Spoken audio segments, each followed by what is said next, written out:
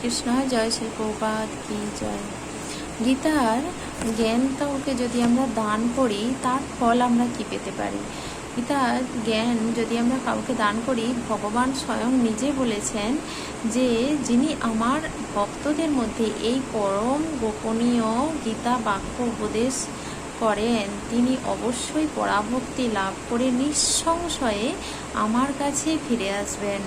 গীতার 18 অধ্যায়ের 68 নম্বর শ্লোকে এটি বলা হয়েছে।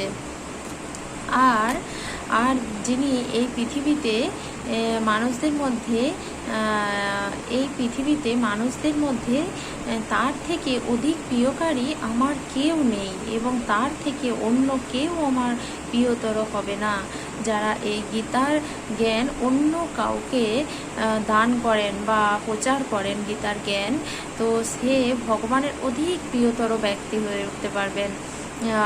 এটা ভগবান গীতায় 18 অধ্যায়ের 61 নম্বর শ্লোকে বলেছেন। তো যখন কোনো সন্তানকে বাবা মার যদি কোনো সন্তান হারিয়ে যায়, সেই সন্তানকে যদি কেউ ফিরিয়ে এনে দেয়, তো তখন সে বাবা মা কত খুশি হয়।